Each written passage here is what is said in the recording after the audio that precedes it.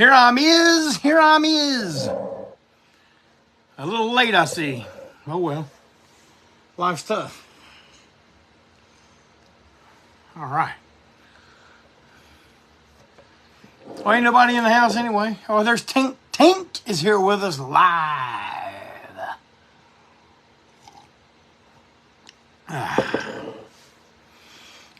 Linwick. Dave Prino. You may have already noticed walking in the door, and there's Callie Hellstrom all the way from good old California town. You may have noticed the orange and purple lighting. What do you think of when you hear orange and purple? Well, of course, you think of Here to Ruin Your Groove. That's what everybody thinks of. And we are really, really close to having the reissue, the new reissued 2-record set of Here to Ruin Your Groove is about ready to wrap up.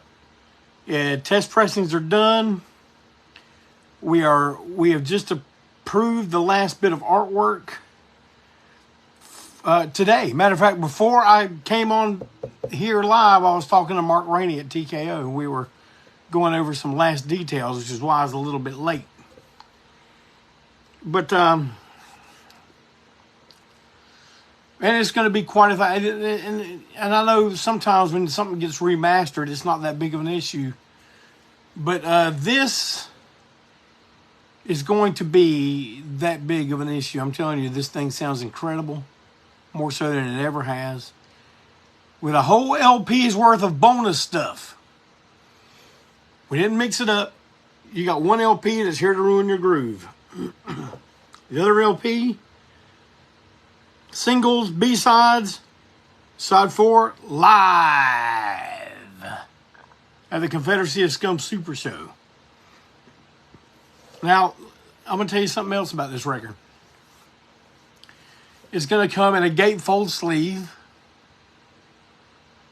All the artwork that you learned to look at and love during the original run of this record is still going to be reproduced in here.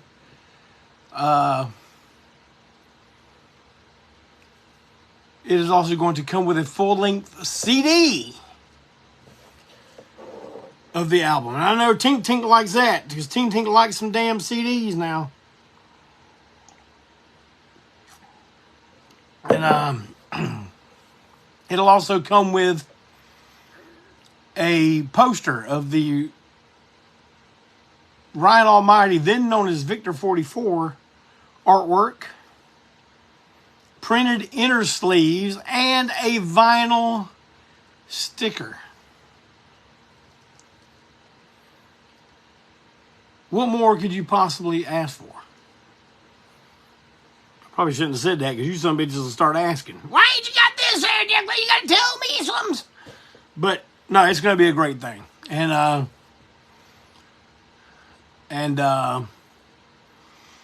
which I think it's something we're all going to be really proud of. And the thing about it is, on the day that record is in hand and goes on sale, you're going to be able to tune in to ANTiSEEN's Facebook page. It ain't going to be live. It'll be pre-recorded, but it will be a live set of Here to Ruin Your Groove in its entirety, performed by myself, Sir Barry Hannibal, Trip McNeil, and Walt Wheat. Every song on the album performed live. And during that broadcast is when the sale for the reissue will go live. So, man, on whatever day we decide to do that, I imagine it'll be a Saturday. I don't know, what do you guys prefer? Saturday or Sunday or Friday? You got to tell me something. I know we're on a delay, so I'm not going to sit here and wait for you to tell me. But if you would pipe up in there, what do you think's a good big event night? I think it's Saturday. But what do I know? I'm working class. But on the suggestion of Jason Liddell, I'm going to go through this album track by track and tell you what's the whole deal behind the damn track, why we wrote it, what it's about, where it came from.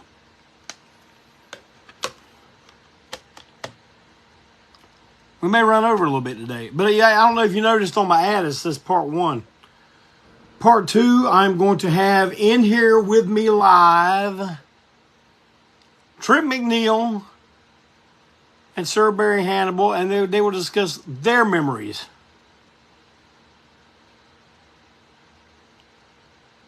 of making Here to Ruin Your Groove. Because we all remember different things, man. So different things stick. You know, and it's like I used to say this about when Mad Brother Ward was doing his tour diaries. I was like, you know, I always wondered why he didn't write about this, that, or that. But it's what sticks with you, you know, and I'm sure that these guys will bring up stuff that I don't even remember, and I won't remember until they bring it up. So it'll be fun for me too. Make a white red cover like rough. It's going to be actually the Rough Night cover was orange and black. It might have looked red, but it's going to be the full-on deal like this: purple, black, white, yellow, orange. The official colors of this record is purple and orange, and you know what? I'm going to hip y'all to why that is. We're talking about 1996. And I'm going to tell you what old JC was listening to back in these days. He was just discovering. Listen to me talk to me in third person. Find it rock or something. But I was just discovering the label Impulse. The jazz label from the 60s, maybe even the 50s. And they had a real uniform color scheme going with the black and orange, which, you know, if it's black and orange, you know old JC's there. That's my favorite color combo. But I saw some things. I think, you know what? I think the record in particular I'm thinking about is Karma by Pharoah Sanders. If you ever get a chance to pick up that, I suggest not picking it up on CD. Pick it up on LP if you can. If you want to know where a lot of my inspiration came from, well, you get that album. And, you know, I'm not saying, oh, I copied it like this, like that. But I did. It gave me a lot of the idea where I wanted to go with the packaging and the presentation.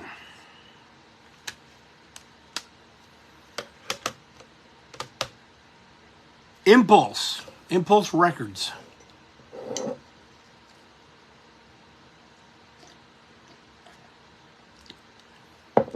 We need to hold up our break on through brews in honor of a lot of people recently, huh? Lisa Loring, the original Wednesday Addams. Who else, man? The original drummer of Three Dog Night. Cindy Williams today. Laverne and Shirley. Oh, gosh, who else? A lot of people.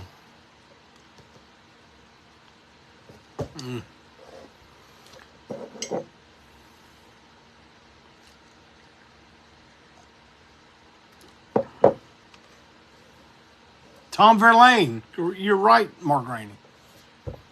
See, Mark Rainey's here with us today, so if you got any questions for Mark Rainey, ask him. Maybe he can answer them. Yeah, I put you on the spot, Mark. All right, well, I'm going to go down track by track, and I'm going to talk about it. Well, you know what, though? First, I got announcements. ANTiSEEN is back live, and that is no jive. The death train is rolling down the track. We're greasing those wheels up right now. March. And I didn't write any notes. So I'm going to try to do this as best as I can by memory. Well, let me look over at the calendar. God damn, I can't see that, man. Let's see.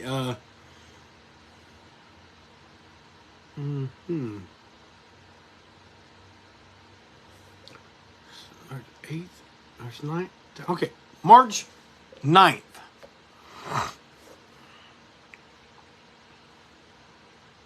Hattiesburg, Mississippi. March 10th.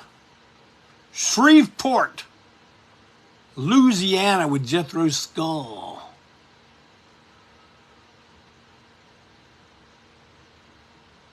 March 11th. Mobile, Alabama at the Merry Widow with Future Hate. And the cherry on top, we gave you some cake, we gave you some icing, we gave you some little flowers, but man, we're getting ready to put a cherry on top. New Orleans, Louisiana. Damn, I don't even know if I should say this on damn internet because it might be too much. But you know what, I'm going to say it anyway. The Pallbearers, the Guillotines, and ANTiSEEN live, Siberia, New Orleans, Louisiana on the March 12th. God almighty. I'm going to tell you something else.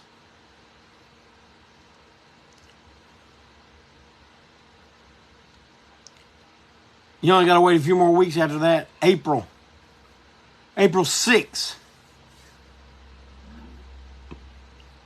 In Atlanta, Georgia. Yeah, we got all kind of great bands playing with us there. Hembray and the Infidels.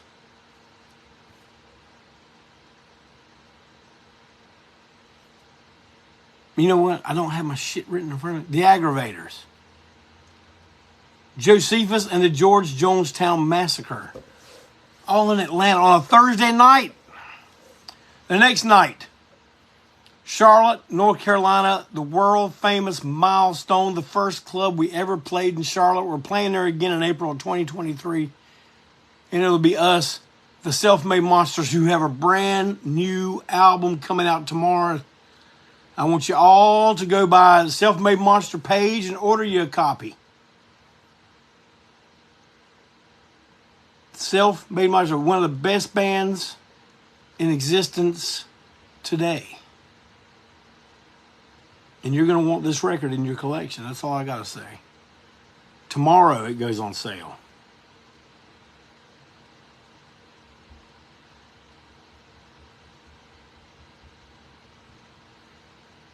Self-Made Monsters, Hembray and the Infidels, ANTiSEEN at the Milestone on April 7th.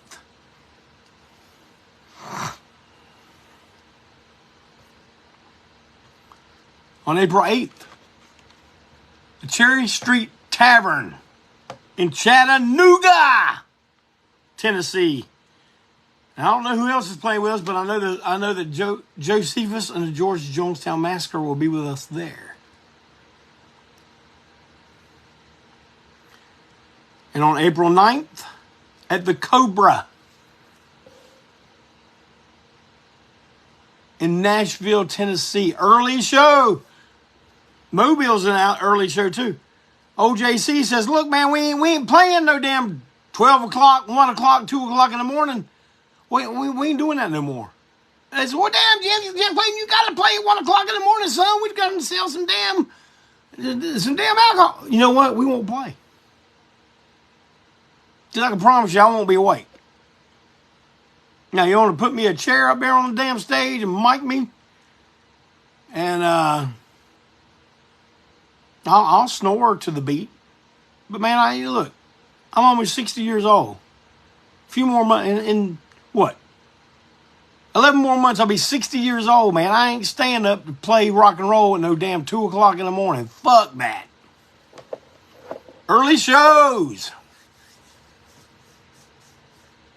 Man, you can go see ANTiSEEN. Go somewhere and get you a hot dog. And then go home and watch your little Three's Company on Tubi. I mean Pluto. That's a perfect evening, if you ask me. ANTiSEEN, Hot Dogs, Three's Company.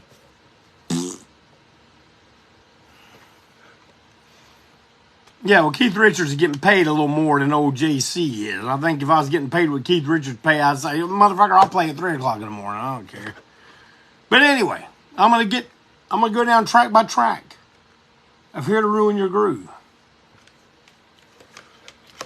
I'm gonna give you my memories of what I can remember of these songs. Ugly American. That's a term we used to hear all the time going over to Europe. Ugly American. Ugly Americans. Because, you know, Americans usually go to Europe and expect everybody to bend to their will and speak English. And well, we're no different. I know it's 2023 and you supposed to go, you gotta be considerate of other people's cultures. We're from the United States. We're from the East Coast, Eastern Standard Time. We run the world. Everybody needs to learn to talk the way we do. That's why I was an ugly American. Talking about all the stuff. One of the best lines ever, I think. I love the cops. I don't do nothing wrong. Now, I understand a lot of the angst toward cops these days. But if you think about it, a certain section of our society has pretty much put them on edge, so what the fuck do you expect? But anyway, I won't get into that. Spare change. Spare change. I'll give you a boot to the brain, but you're not getting none of my spare change. Spare change? Spare, that means spare. That means change that you just got laying around. You got nothing to do with it. I pick up every damn penny I see. I got a big old bear over there. They used to have animal crackers in it that the little old Coleman ate. Well, this might have been before Coleman. But, all my change is going. It ain't spare. I don't have spare change. One day I'm going to take that damn thing to the bank. Cash is in there, son. Oh, we don't take cash. Well, this ain't cash. This is coin. Take my damn coin, son. So, yeah, there's always a lot of that at shows. Crusty punks with their hair spiked up real big, smoking cigarettes, wearing leather jackets, wearing Doc Martens.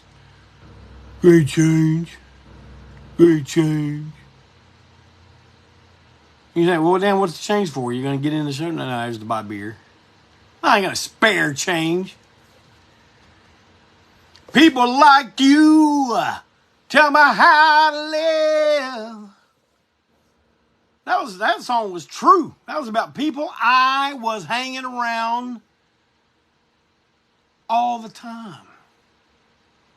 I wrote it about them when I was just hanging out. When I was hanging out with them, right under their fucking nose, man.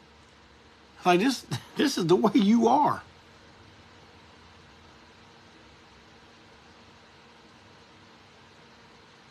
People are only happy when you're sad. So their own shitty life don't look so bad. Now, how many of y'all out there know some pieces of shit like that? I guarantee you a bunch of you. I see your post.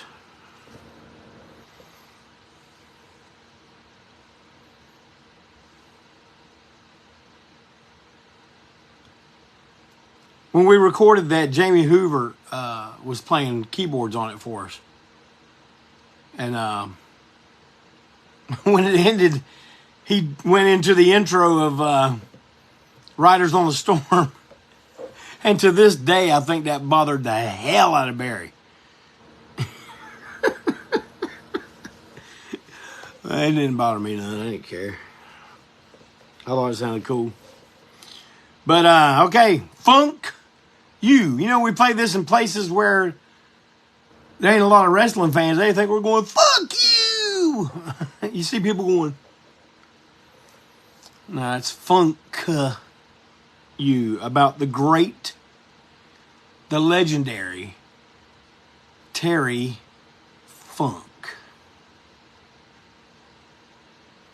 Straight out of Texas, kicking ass and taking names.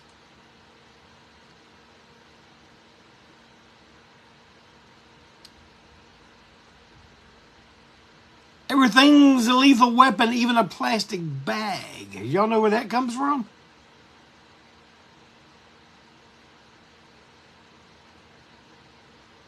Come on, you gotta give me a thumbs up or a heart or a laugh or something if you know where the reference to the plastic bag comes from in Terry Funk. You don't see Terry's face on some pussy wrestling mag. Didn't see Funk on the cover too much.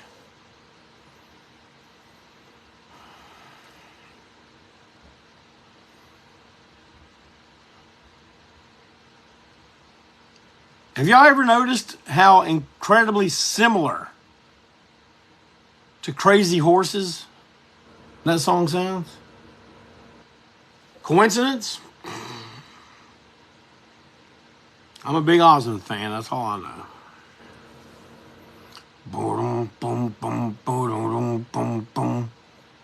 Yeah, that's all I'm saying. Y'all still with me? I ain't seeing nothing move. I ain't seeing nothing. I think maybe I'm froze up and I'm just sitting here talking for nothing. Somebody give me something. A heart, a thumbs up, a laughing face, a middle finger, somebody. Because I think I maybe froze up. Man, I hope I ain't.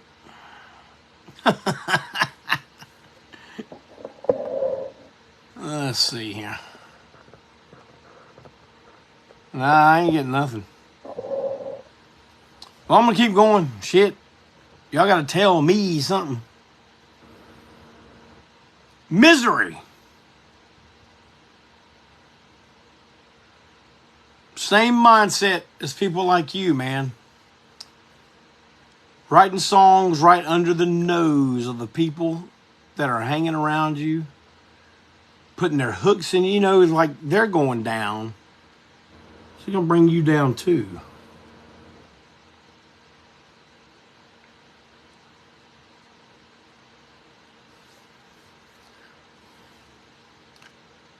Wine, wine, wine. Not the kind that grows on the vine. That's all you do with your spare time.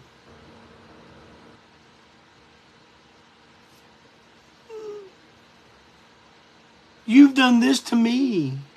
He's done this to me. She's done this to me. What about all the shit you've done?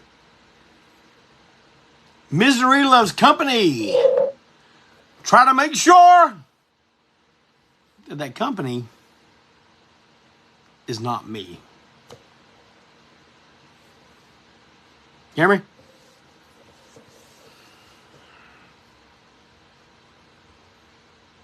We got this far without you. And we had recorded this previously for the Sub Pop single.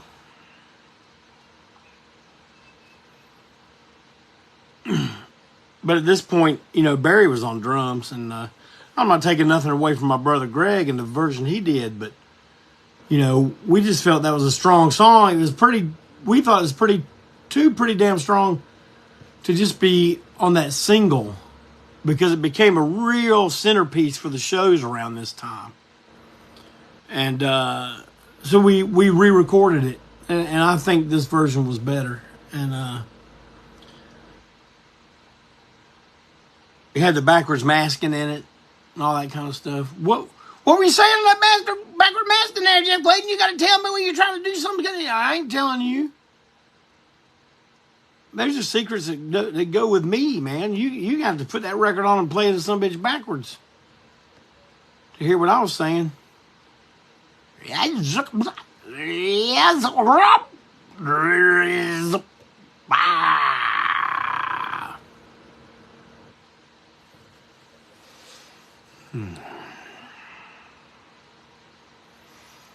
Billy the Kid. That song was all Joe Young. And I'm not saying that going, oh yeah, well, you know, that was all Joe. I had nothing to do with that. I was very proud of that song. And I'm very proud of how we did the arrangement. I'm gonna tell y'all the truth, man. Joe could really write some really good lyrics, but it was like they would just come out of nowhere. And one day he just handed me a piece of folded up notebook paper, you know, with the tatters all over it. We ripped it out of a notebook. Hey man, we got a song here, and I'd read it. Man, this is fucking good. Done that quite a few times. This was one of the best times, you know, because I could tell he was really into what he was writing about. And,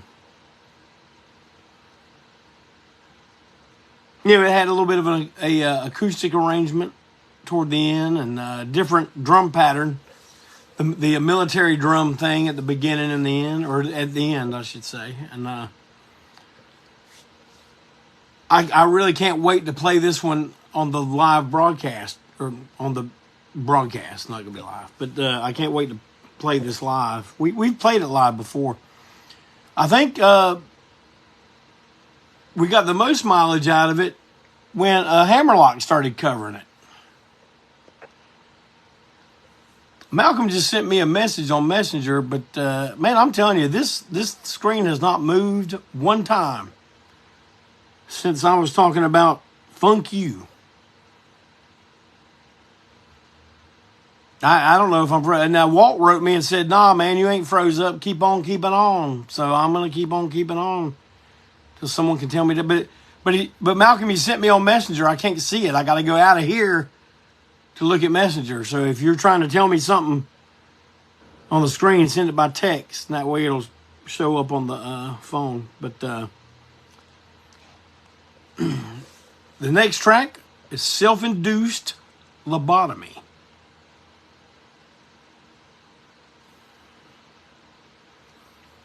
This is another example of how far the connection goes back with us and Scott Savage,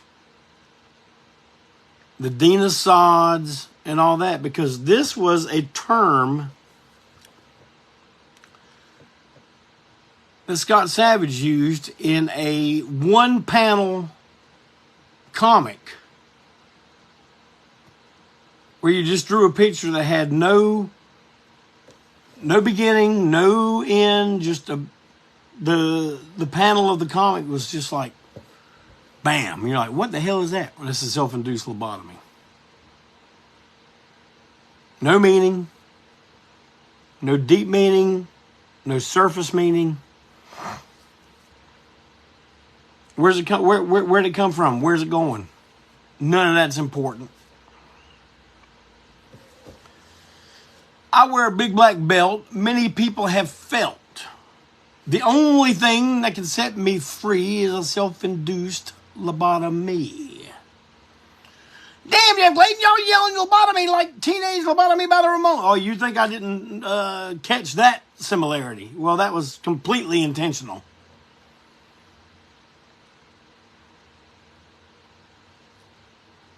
So,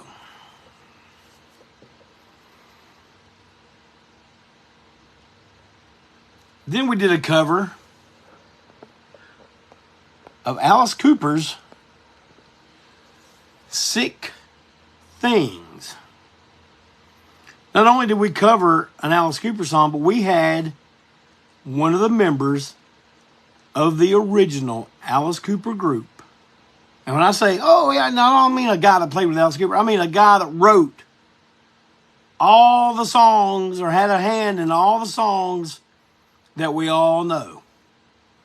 Like you say, hey, name 5 Alice Cooper songs. I guarantee you, all 5 of them damn songs, that man had something to do with it. Michael Bruce played with us.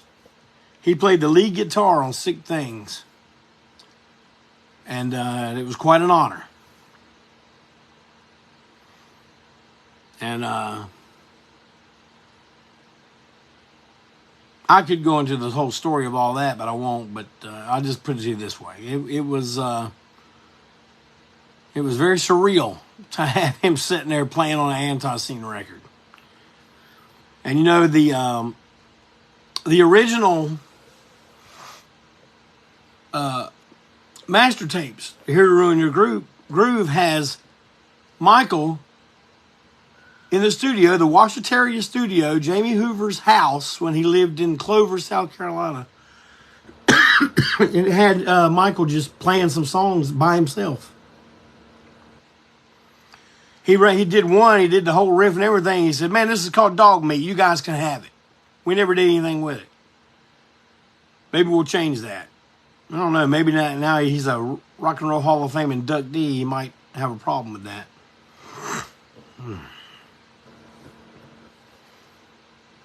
OD for me. Around that time, 95, 96,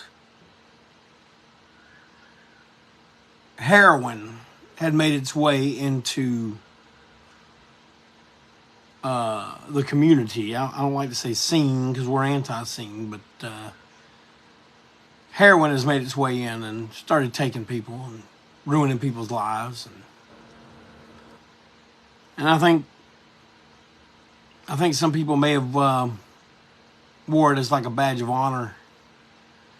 Something I did not, and to this day do not understand. And that was my response. Spike in vain. What a shame. You only wanted to get high.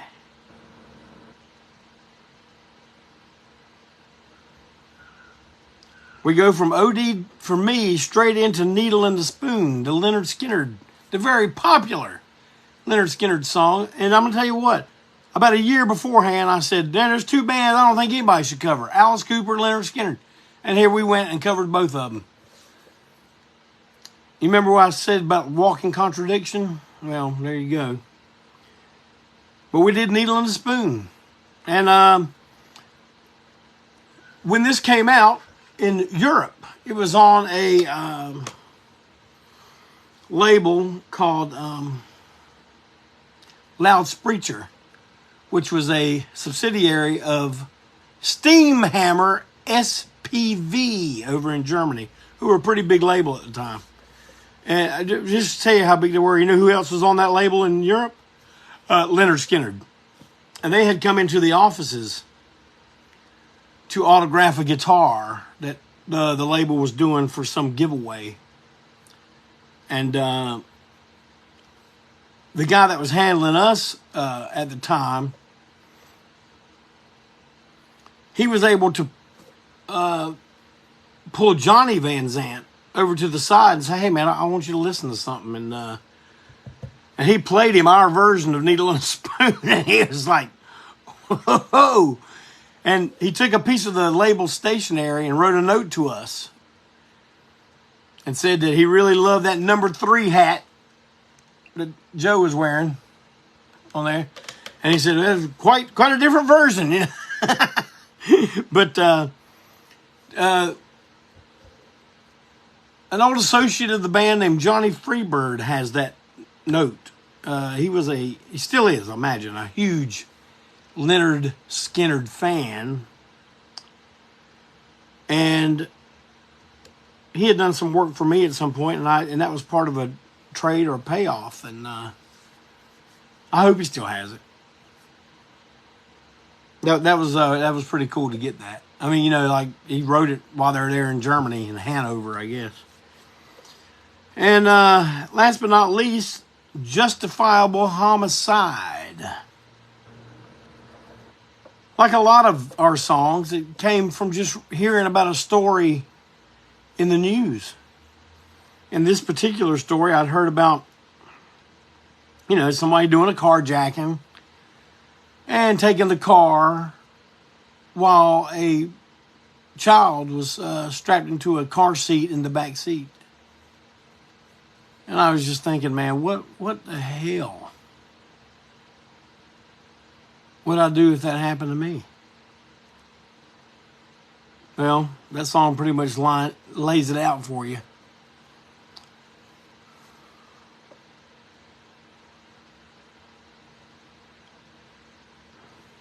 Try to push me out of my car. Take off with my kid. Protecting what is mine is exactly what I did.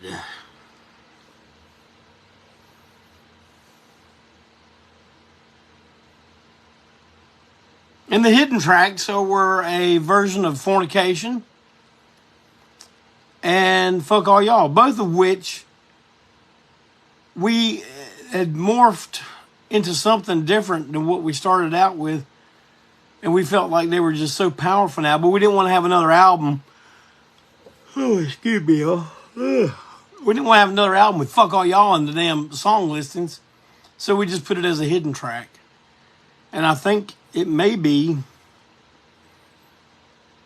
the preferred version, even over the one on Ain't More Possible. Y'all can tell me if I'm right or wrong, but you know what? I ain't gonna see the damn message. I ain't seeing nothing. This fucker hadn't moved the entire time. I may just be talking to nothing. You went, damn, Jack Blade, man, you talked for 45 minutes. Wasn't nothing going on there, son. Oh, well.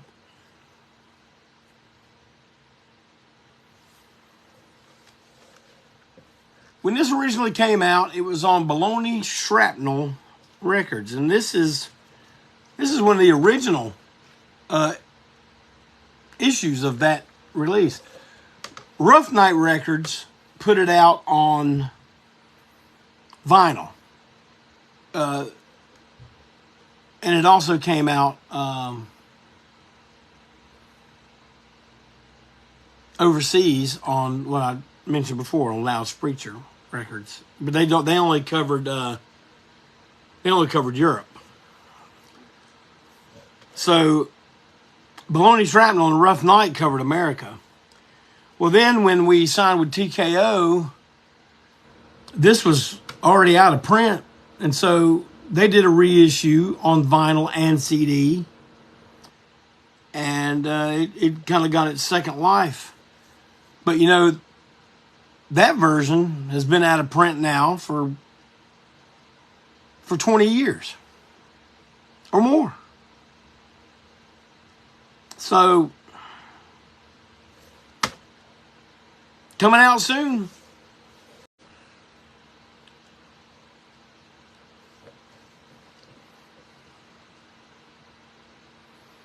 Okay, now I'm seeing all the damn messages come through now. I had a few of you come in and tell me everything was good. I appreciate it, y'all. Thank you so much. Well,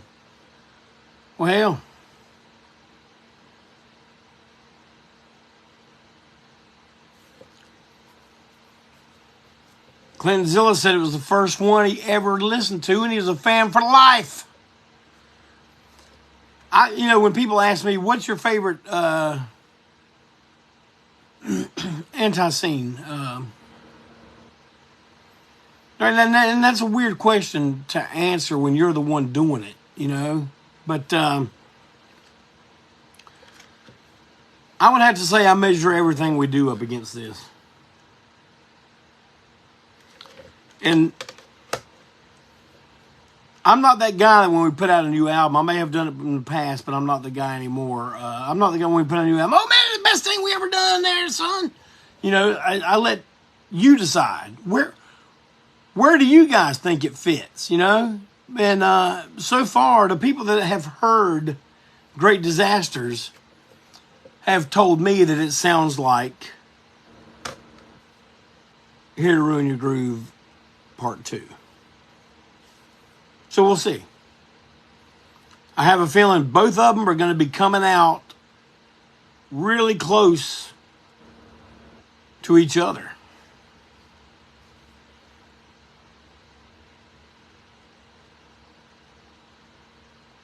Brad says he loves Southern Hostility for the record.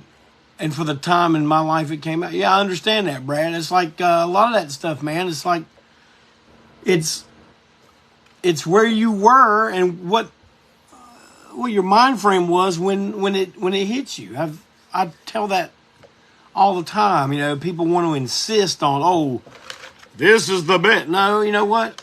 Maybe somebody else is listening to this one and it just hit them the way they needed to be hit at a particular time in their life. This Ruin Your Groove was always one of my favorites. It's kind of the one that I measure everything else up against. Not that I think, oh, well, we've beat Here Ruin Your Groove. I'm just like, is it as good or is it close? So, there you go. Announcements.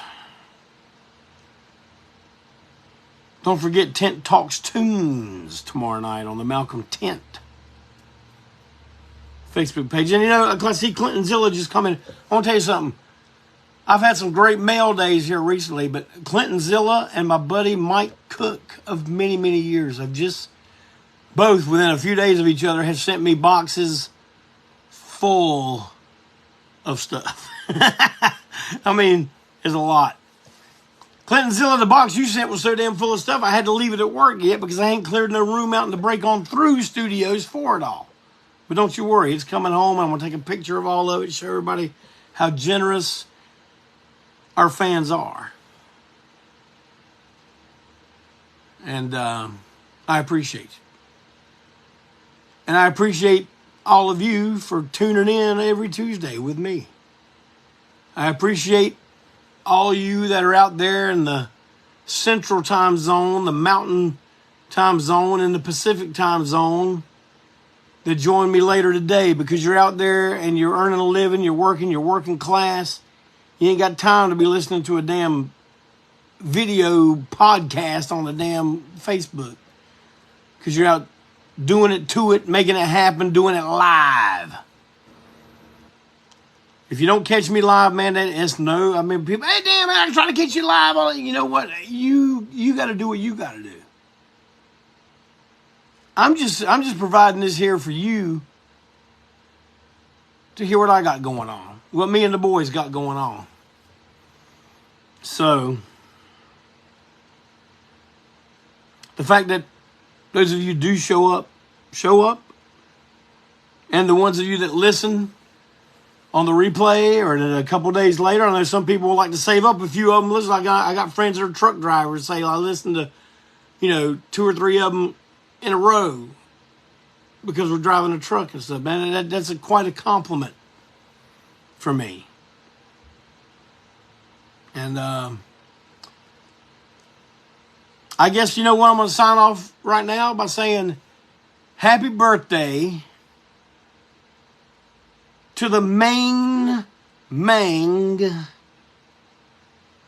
John Lydon.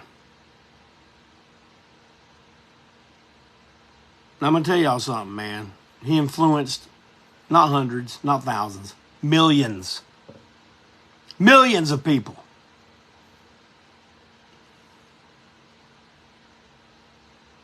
And I made a post about it today. He is still more punk than all those millions that he inspired and all the ones that sit around whining about him. Oh man, that ain't punk. You're trying to tell the guy that pretty much was the face of punk, what's punk and what ain't? To quote another great artist, I can't go for that. No can do.